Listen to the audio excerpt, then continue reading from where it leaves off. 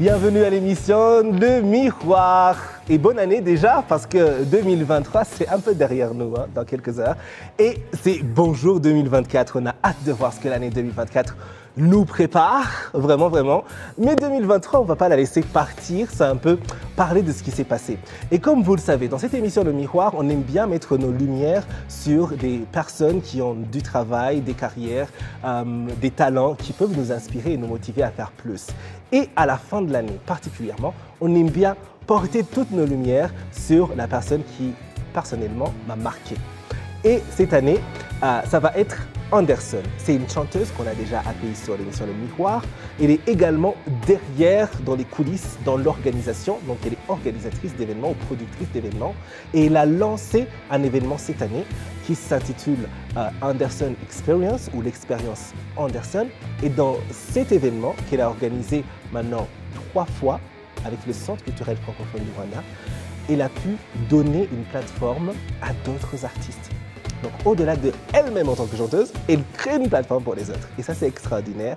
Et rien que pour ça, j'ai eu envie vraiment qu'on puisse parler de ça, qu'on puisse célébrer cette victoire pour 2023 pour elle. Ce n'est que le début, donc on a hâte de voir ce que ça donnera en 2024, 25, 26, 27, jusqu'à 40. Mais là, tout de suite, on accueille Anderson. Bienvenue. Merci beaucoup, David. Comment ça va? Ça va très bien. Oui. Ça va très, très bien. C'est intéressant ce que 2023 nous a apporté. Et très, très intéressant. Oui. Est-ce qu'en décembre 2022, tu aurais imaginé que tu aurais fait 3 éditions de Anderson Experience? Cette idée n'était même pas encore là. N'était même pas là. Cette idée n'était pas encore là. Wow. Parce qu'en 2022, si je me rappelle bien, je faisais que le théâtre et que ma musique. Et Oui. je me demandais juste, j'avais une question qui ne s'arrêtait pas de comment on va faire pour tourner.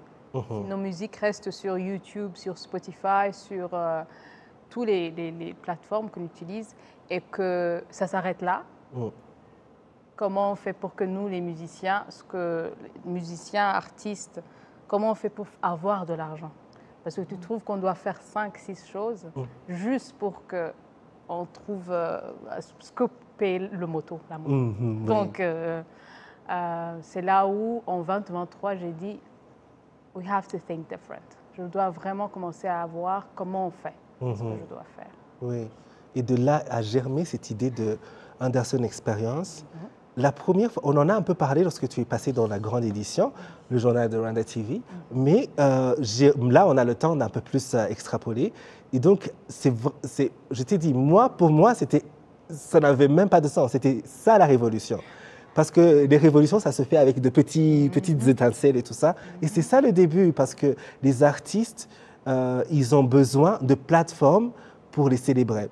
Et on a différentes catégories d'artistes. On a des artistes qui sont déjà mainstream, qui ont une grande plateforme et qui, ce n'est pas nécessaire qu'il y ait des plateformes spéciales pour eux. Parce qu'ils ont déjà la plateforme. Alors qu'il y a d'autres artistes qui ont aussi beaucoup de talent et des œuvres très inspirantes. Et quand j'ai vu, la première fois, c'était avec E.T., je pense, et ça faisait quelque temps qu'il était passé sur Le Miroir. Donc j'ai dit, oh, ils vont collaborer, ils vont faire un album ensemble. Son album s'intitule Anderson Experience, parce que j'attendais son album, et c'est avec E.T. Je ne comprenais pas, et d'un coup, j'ai vu, non, c'était un concert de... C'est fou. Mais explique-nous exactement. Alors, merci. Et... cet air fou, ce chaos, c'est très normal. Parce que quand j'ai commencé, je ne comprenais pas non plus qu'est-ce que je fais. Moi, ce que je comprenais, c'est ça. On a des artistes qui sont vraiment talentueux, mais qui font qui sont pas mainstream. Tu vois? Donc là, comment on les met sur des stages, comment ils peuvent tourner, comment ça ressemble à quoi.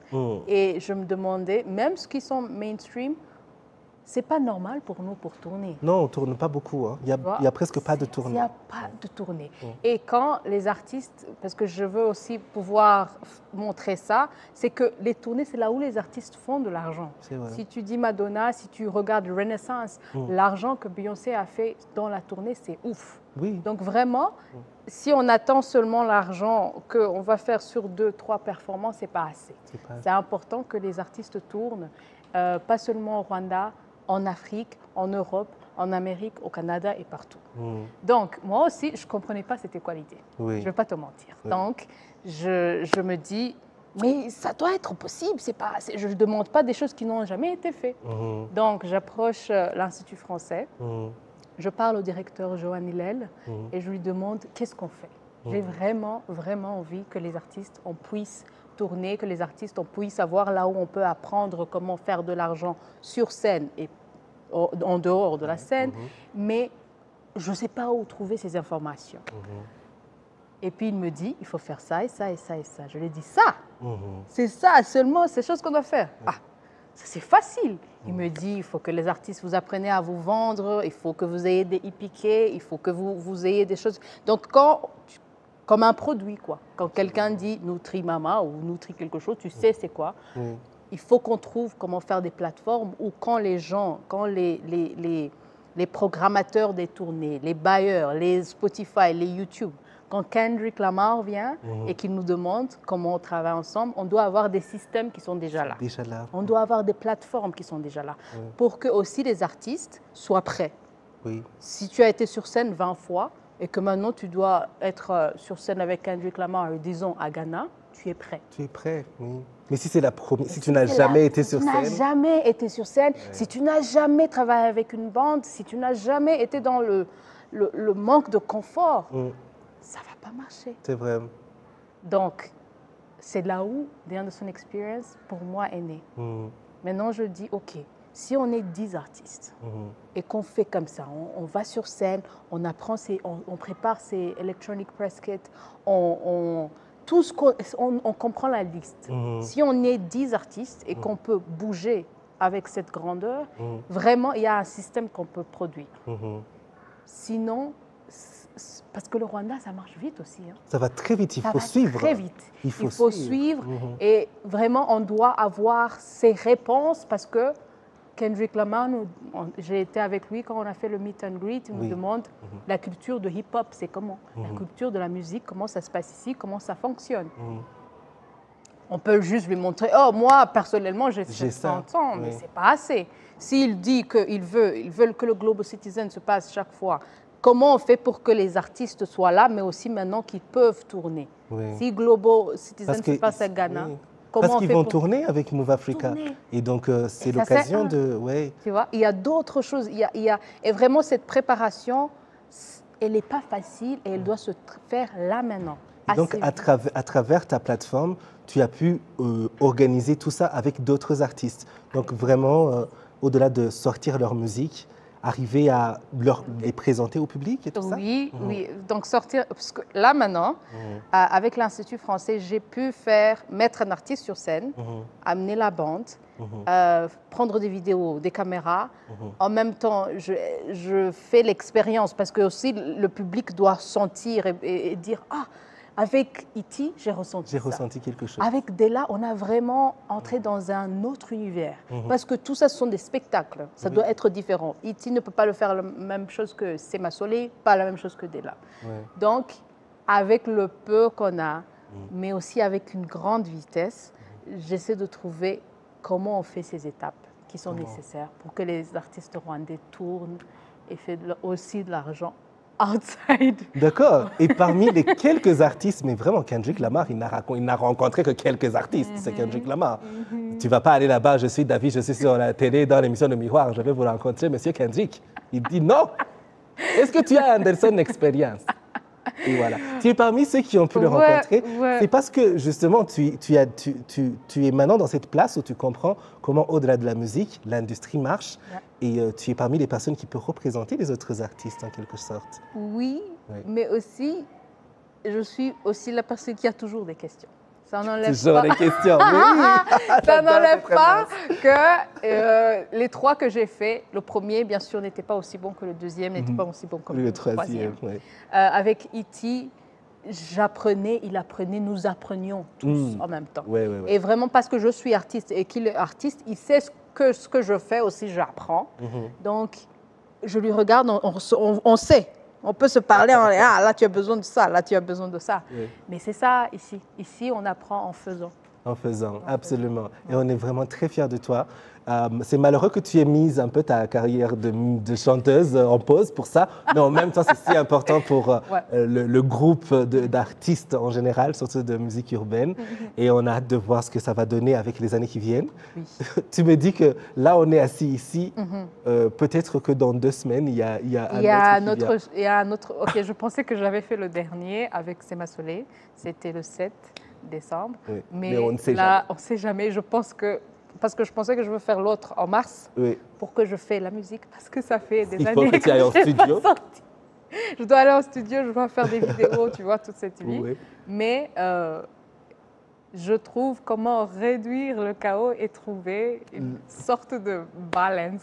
D'accord. Bon, en tout cas, on te souhaite d'arriver à faire le tout ensemble et de continuer aussi avec le théâtre. On a envie de te voir dans plus de choses. Alors, 2023, franchement, bravo. Merci de nous avoir inspirés. Personnellement, j'ai beaucoup été inspirée par toi, par ce que tu fais. Et on dirait que c'est juste un petit